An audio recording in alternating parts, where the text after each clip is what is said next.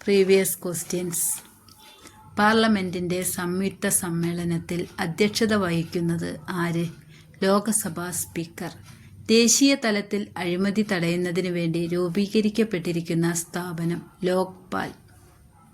ഒരു ബിൽ മണി ബില്ലാണോ എന്ന് തീരുമാനിക്കുന്നത് ആരാണ്?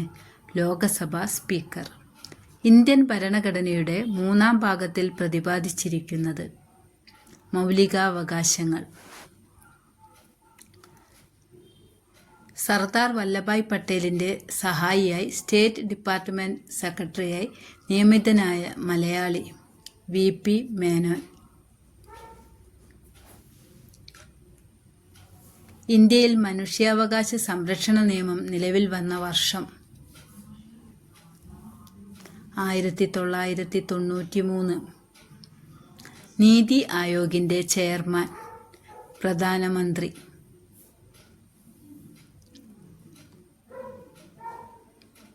ലോകസഭാ സ്പീക്കർ തന്റെ രാജിക്കത്ത് നൽകേണ്ടത് ആർക്ക്? Deputy speaker. വിവരാവകാശ നിയമം നിലവിൽ വന്ന വർഷം 2005. ദേശീയ വനിതാ കമ്മീഷന്റെ പ്രസിദ്ധീകരണം രാഷ്ട്രമഹിള.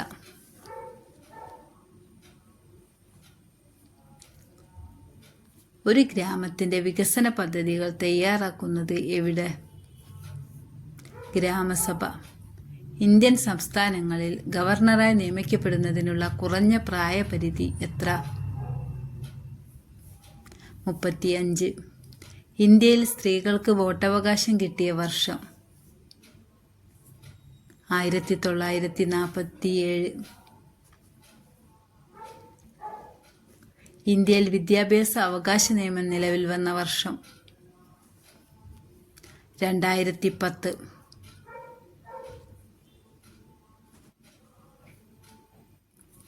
സംസ്ഥാന ആസൂത്രണ കമ്മീഷൻ ചെയർമാൻ മുഖ്യമന്ത്രി.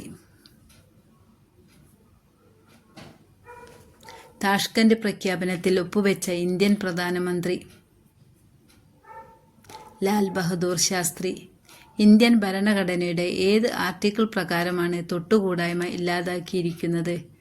ആർട്ടിക്കിൾ 17.